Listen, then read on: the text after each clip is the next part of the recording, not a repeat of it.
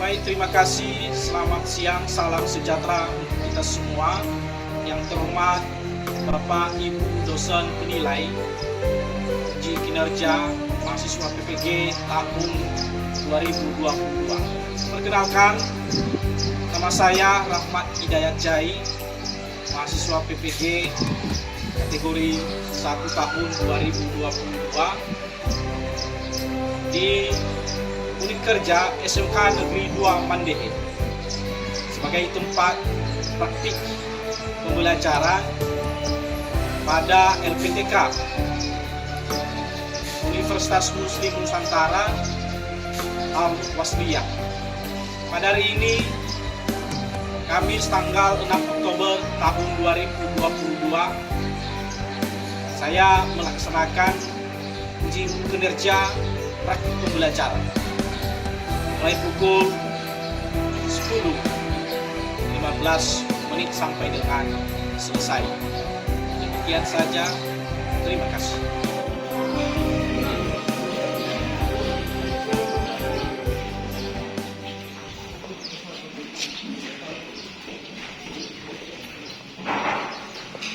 Selamat pagi semuanya. Pagi, Pak. Bagaimana, sudah dibersihkan kelas? Sudah. Semuanya hadir? Hadir. Cek kehadiran ya. Jadi biar dulu. Clara email yang dibulet. Anak Clara. Yang pantas bulat. Berarti tidak ada panggung yang kosong ya? Tidak. Semua hadir. 21 orang. Baik. Masih ada semangat? Masih. Tes ya? Iya. SMK? Iya. Sumatera Utara? Bernegara. Kasih Tuhan? Menguatkan Indonesia. Terima kasih.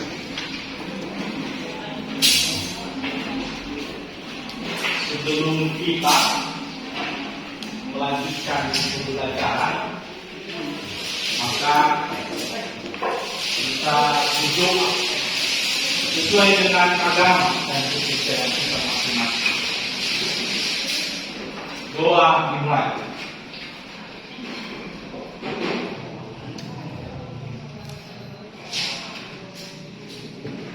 Selesai.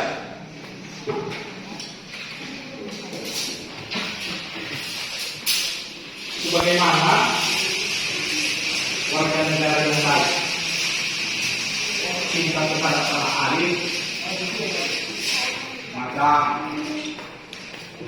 alangkah baiknya kita menunjukkan berwajib nasional.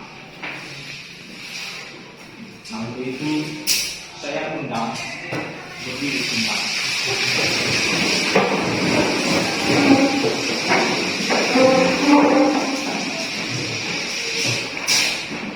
Kita iringi dengan musik. Kita ingin saja dan depan ini. Ikuti saya lagunya.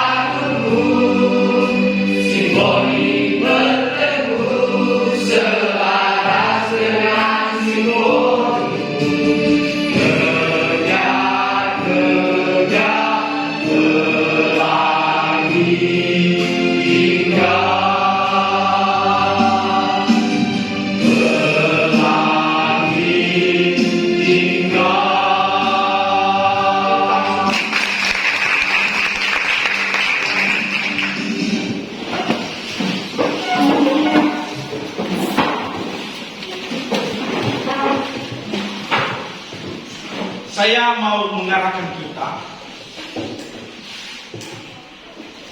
saya mengingatkan ini, bahwa belajar itu adalah harus ada usaha. Janji siswa poin ketiga nyatakan belajar keras dan keras. Kita harus disiplin, belajar dengan keras, bekerja dengan keras. Jadi itu adalah prinsip hidup ketika mau sukses, berhasil. Kita sudah belajar materi sebelumnya, pendidikan kewarganegaraan, yaitu kewenangan lembaga-lembaga negara. Dan ini adalah menanamkan nilai-nilai kebangsaan, kesadaran berbangsa dan bernegara. Tentu semua kita harus punya wawasan yang lebih luas. Di sini di tempat ini ada global di tempat. Jadi menggambarkan bagaimana dengan bumi. Bumi mengelilingi porosnya, seperti berputar mengelilingi porosnya. Itu setiap hari terjadi. Dan di bumi ini terdiri dari 5 benua yang sangat besar. Benua Asia, kita berada di Asia Tenggara. Kemudian benua Eropa, benua Afrika, benua Australia, dan benua Amerika. 5 benua. Setiap benua itu ada samudra, ada lautan yang sangat luas. Itu diantara beberapa benua. Indonesia terletak di benua Asia Tenggara. Dan sebagaimana negara kita adalah bentuk negara kesatuan. Dari materi sebelumnya sudah diajarkan sistem pemerintahan, kewenangan lembaga-lembaga negara.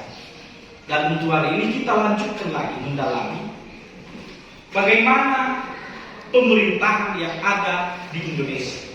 Maka judul yang kita bahas adalah hubungan struktural dan fungsional pemerintahan pusat dan daerah. Perhatikan selanjutnya.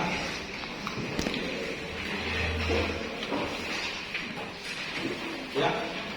Dan buka bukunya pada bab 4, yaitu hubungan struktural dan fungsional pemerintahan pusat dan daerah. Itu yang dipelajari hari ini. Jadi tujuan pembelajaran yang harus didapatkan oleh peserta didik kami adalah bisa mengidentifikasikan hubungan struktural dan fungsional pemerintahan pusat dan daerah. Dan yang terakhir, merasionaliskan dan menyajikan pelaksanaan kewajiban, hak dan tanggung jawab sebagai warga negara terhadap kehidupan sehari-hari. Dan ini semua gambaran yang akan nanti dipahami, dipelajari pada topik atau judul materi kita kali ini. Nah, untuk itu saya menjelaskan. Dari materi sebelumnya sudah kita belajar kewenangan lembaga negara. Sekarang bagaimana pemerintahan? Sebagaimana dengan yang telah ditetapkan di dalam Undang-Undang Dasar, bahwa negara Indonesia adalah negara kesatuan. Berarti ada dari pusat sampai ke daerah-daerah. Strukturnya terstruktur, itu judul di atas, terstruktur dari pemerintahan pusat ke daerah, sebagaimana memiliki ciri-ciri sebagai negara kesatuan. Ciri-ciri negara kesatuan yang pertamanya satu konstitusi kita, tidak lebih dari itu. Jadi tidak ada masing-masing di setiap provinsi, tapi hanya satu konstitusi. Konstitusi itu adalah Undang-Undang Dasar 1945. Itu konstitusi. Ayat 1. Yang kedua, wewenang tertinggi berada di pemerintah pusat. Pusatnya ini di kementeriannya di mana letak? Di Jakarta. Presiden kita di Jakarta sampai diberikan kewenangan pada daerah. Yang ketiga, presiden kita hanya satu, sistem pemerintahannya presidensial. Kita harus tahu, karena negara-negara juga adalah sistem pemerintahannya secara parlementer. Parlementer itu misalnya kerajaan, barusan diangkat Raja Inggris setelah wafatnya Ratu. Jadi karena mereka mempunyai sistem pemerintahan parlementer ini, pemerintahan kepala negaranya adalah raja, kepala pemerintahannya adalah perdana menteri. Tapi kalau Indonesia memiliki sistem pemerintahan presidensial, kepala negara kita itu adalah presiden, kepala pemerintahannya juga adalah presiden, bukan sistem parlementer atau kerajaan. Kemudian kita mempunyai asas, ciri yang terakhir, desentralisasi. Desentralisasi ini dibagi beberapa daerah otonom. Jadi daerah otonom itu yang kita pahami. Apa artinya daerah otonom? Bagaimana pemerintahan daerah? Saya lanjutkan.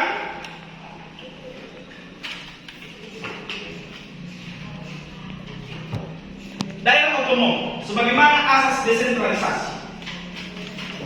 Desentralisasi artinya adalah pelimpahan wewenang dari pemerintah pusat kepada daerah-daerah. Pemberian wewenang. Jadi wewenang itu letaknya di daerah provinsi. Berapa provinsi semua? 32. Tahu letak provinsi? Tahu. Jadi global ini ada di depan, menggambarkan bagaimana bumi dan letak wilayah negara Indonesia. Saya gambar di depan letaknya, sebagaimana peta yang ada di wilayah negara Indonesia.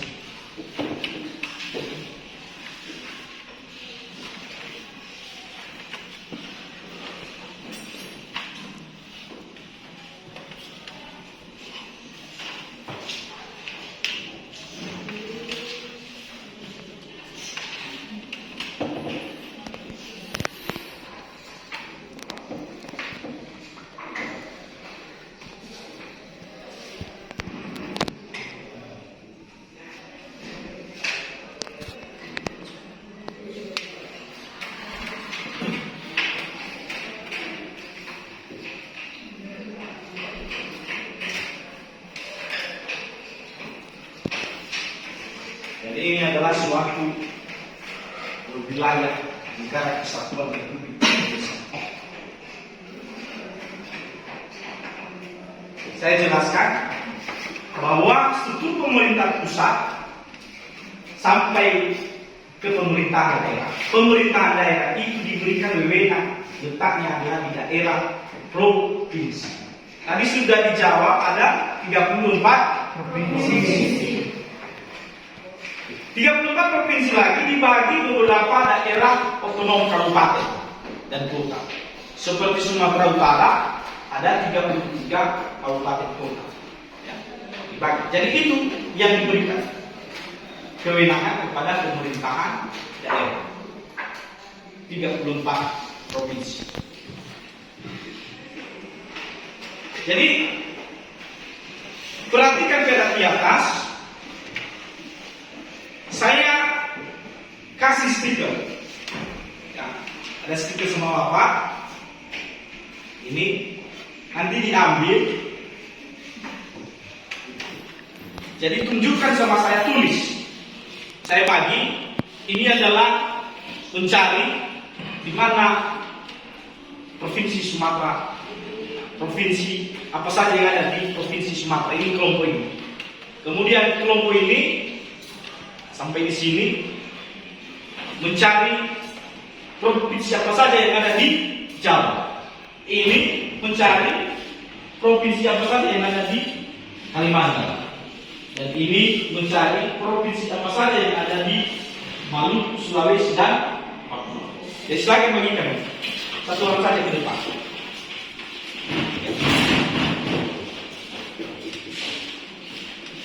Cari ya. sebagaimana provinsi itu adalah kewenangannya memiliki kewenangan untuk mengurus pemerintahannya sendiri secara otonom.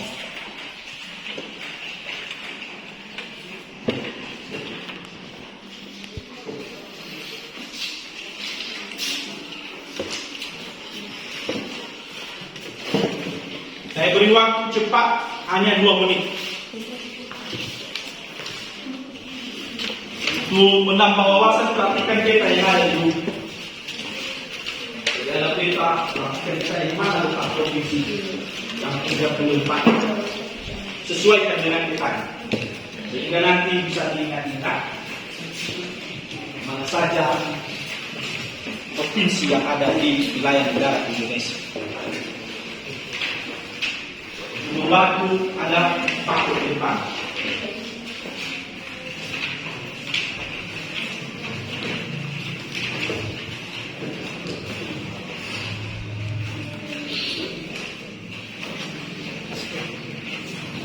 Bagaimana, siap? Siap.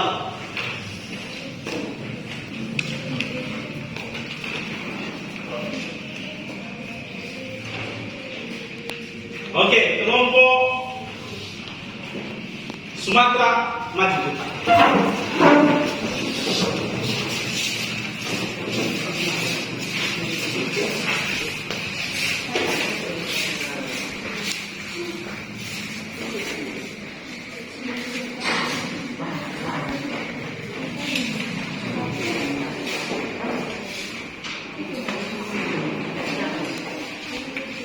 Cepat.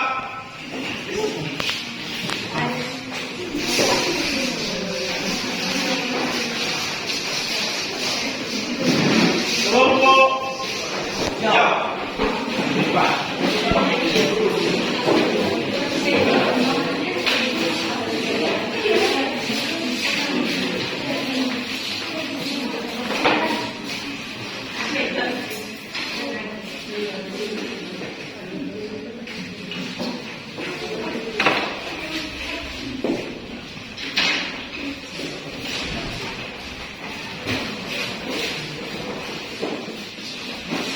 Dan kelompok Kalimantan.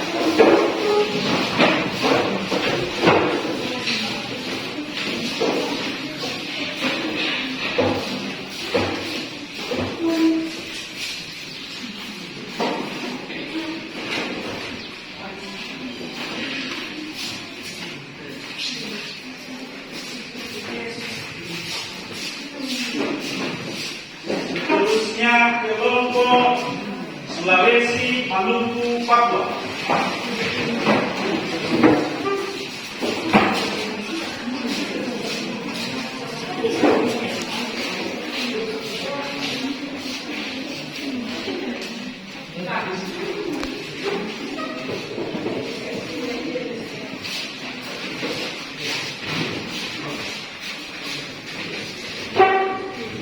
Semangat ya, semangat. Baik, siapa yang bisa menganalisis ke depan, melihat apa benar letaknya, menilai semua sudah ada 35 provinsi. Siapa? Saya. Ya, maju ke depan.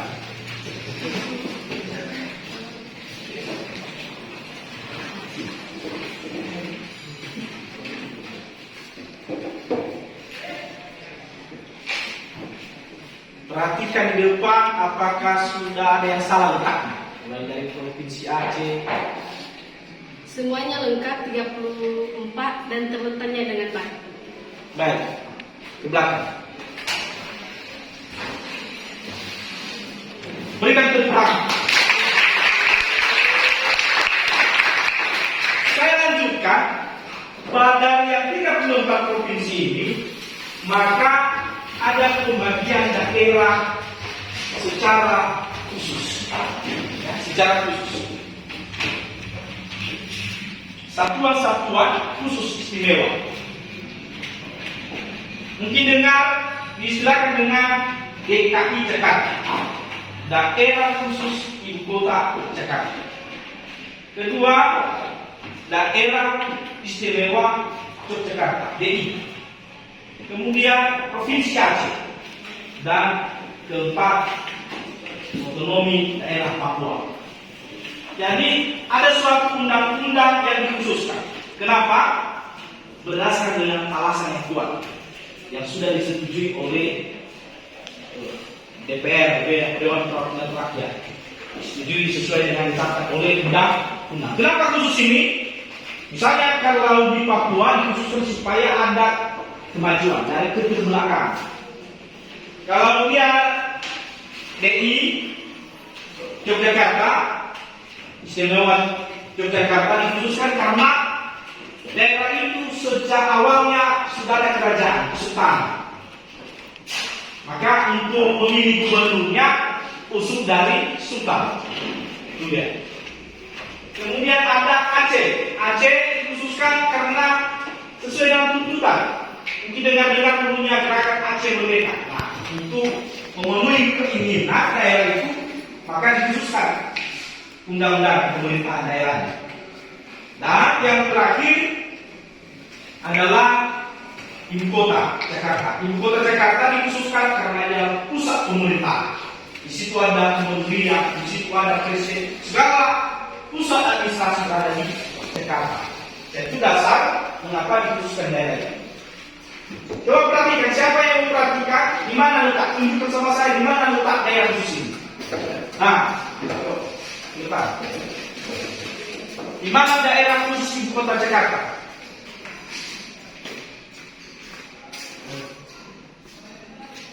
Ini daerah khusus ibu kota Jakarta. Nah, perhatikan, sesuaikan peta.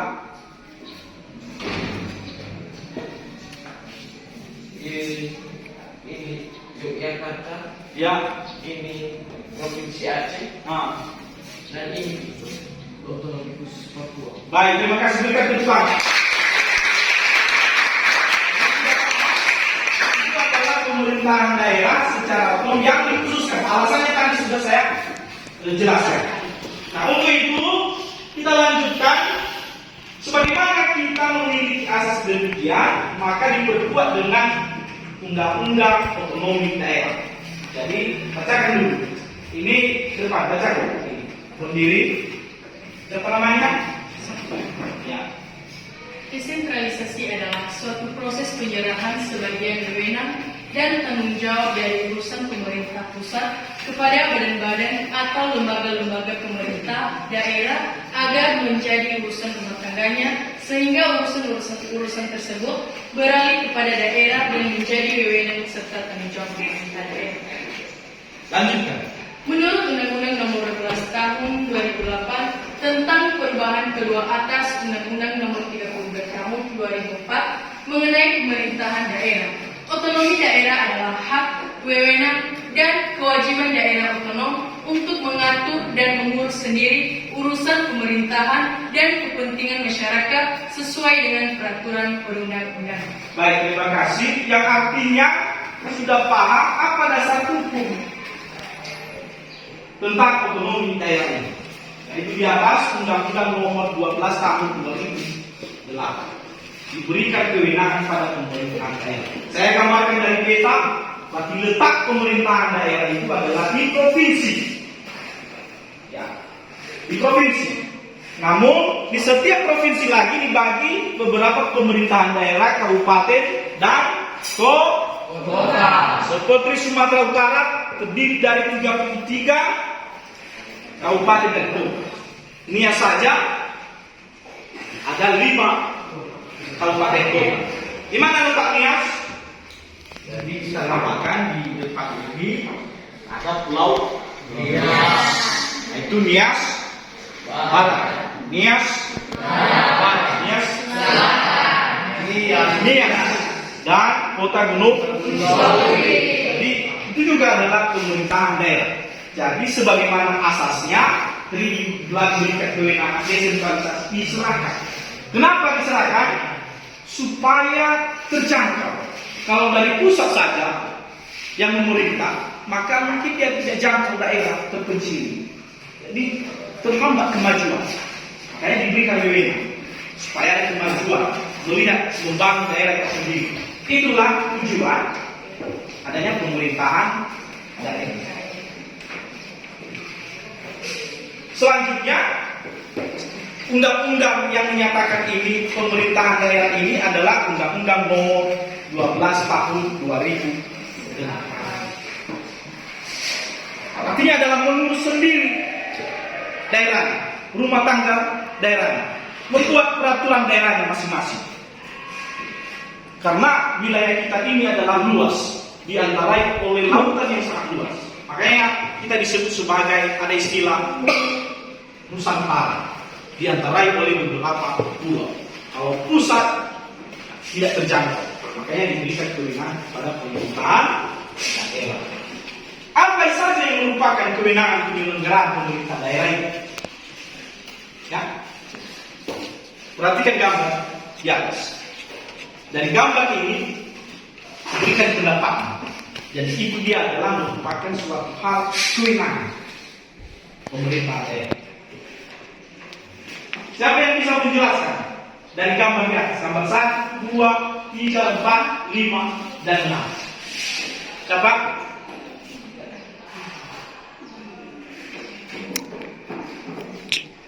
Siapa yang bisa menjelaskan?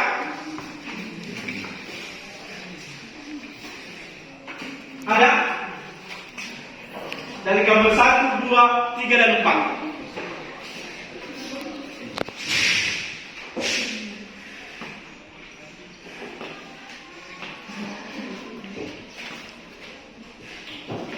Bisa tunggu? Ya. Satu, pembentukan jalan. Gambar kedua, gambar rumah sakit. Gambar ketiga, gambar sekolah. Gambar keempat, mengenai tentang program lalu lintas. Gambar kelima, tentang kota atau wilayah. Gambar keenam, tentang rapat atau tentang permasalahan. Ya, duduk. Ada lagi yang bisa kasih pendapat?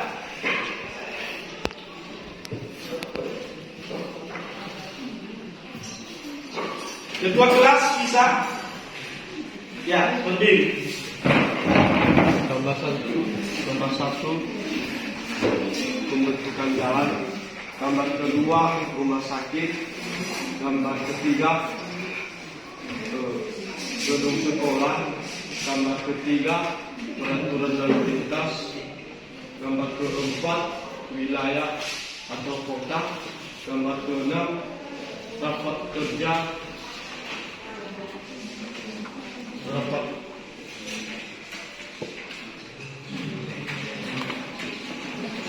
Rapat kerja. Duduk. Baik. Jadi dari gambar di atas maksudnya perhatikan. Berarti sudah kita tahu apa yang merupakan kewenangan pemerintahan daerah. Ada pembangunan jalan. Yang artinya di situ adalah berhak daerah membangun daerahnya sendiri. Jalan raya. Kemudian rumah sakit. Makanya ada rumah sakit daerah. Ketiga sekolah. Jadi bangunan sekolah kita ini. Jadi ada pendidik, ada peserta didik, itu diatur secara manajemen. Kemudian menertibkan lalu lintas. Di daerah juga adalah polisi daerah, Kapolda, Polres. Yang berikutnya kota. Makanya ada wali kota mengurus bagaimana tata ruang kota. Yang terakhir misalnya ada DPRD daerah membuat peraturan daerah. Jadi hal ini adalah suatu contoh kewenangan yang diberikan kepada pemerintahan daerah. Selanjutnya yang harus dipahami oleh peserta didik adalah bagaimana maksudnya pemerintahan daerah, otonomi daerah. Maka Bapak di depan ini memberi tugas LK, lembar kerja peserta didik. Perhatikan gambar slide di atas, buat tabel. Kerjakan tabel. Ada pertanyaan dari tabel ini. Sebagai lembar kerja, Pertanyaan pertama, makna desentralisasi. Kedua, makna otonomi daerah. Landasan hukum, kelebihan desentralisasi dan kekurangan desentralisasi. Silakan kerjakan. Ada buku yang bisa membantu menjawab dari pertanyaan di atas.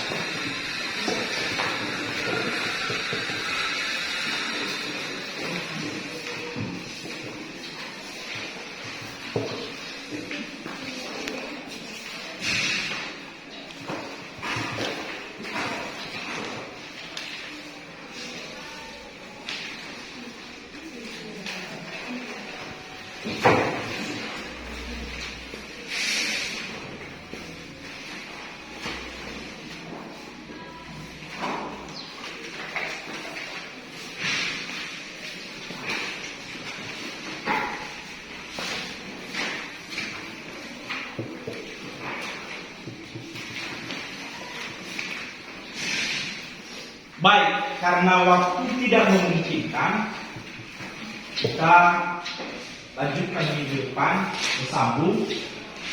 Dan sebelum kita tutup pembelajaran ini, maka saya harapkan untuk tetap tugas itu dikerjakan di rumah. Jadi saya tagih untuk minggu depan pada jam yang sama. Nah, untuk itu saya mau merefleksi diri. Refleksi diri sebelum kita tutup. Artinya refleksi ini adalah interview menilai Bapak di depan, kekurangan, kelemahan dalam proses belajar mengajar, supaya bisa senang. Apa maunya? Supaya bisa paham, cepat paham, mengerti ketika Bapak Ibu guru mengajar dalam kelas. Jadi saya refleksi diri, artinya saya bagikan ini nanti angket, jawab, itu bisa kita perbaiki ke depan, cara-cara supaya kita lebih dekat, memahami dan cepat dimengerti oleh peserta ini. Jadi ini saya kelompokkan, ini angket, dipelajari.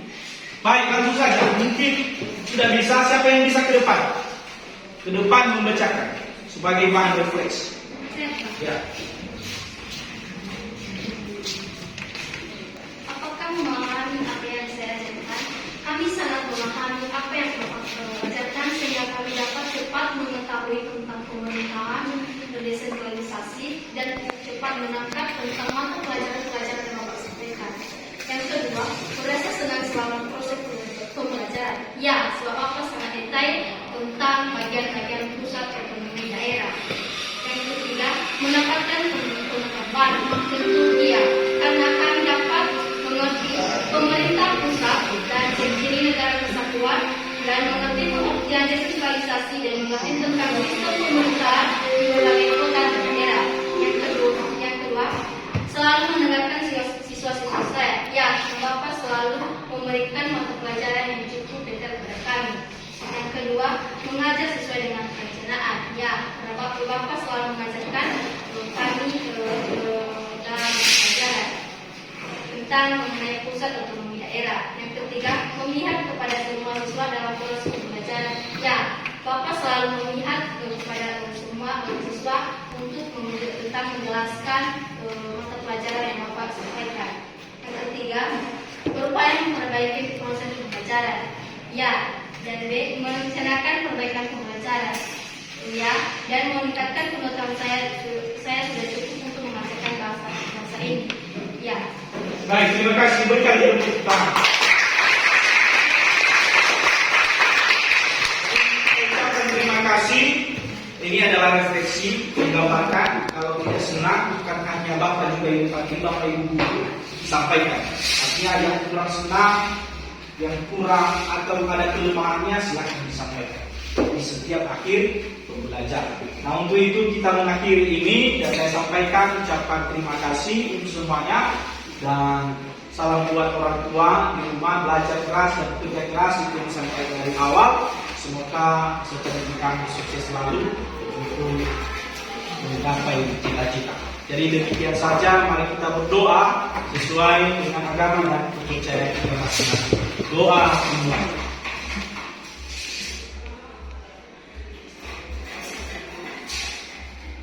Selesai.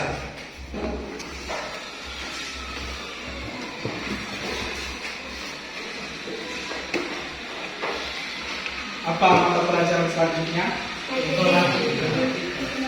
Baik, diteruskan ya.